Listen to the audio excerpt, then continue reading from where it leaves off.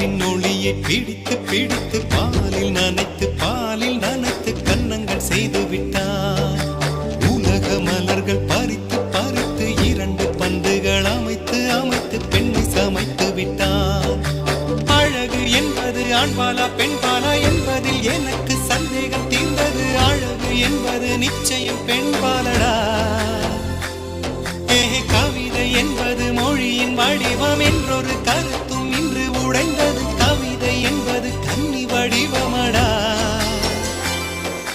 மின்னலை பிடித்து மேகத்தில் துடைத்து பெண் என்று படைத்து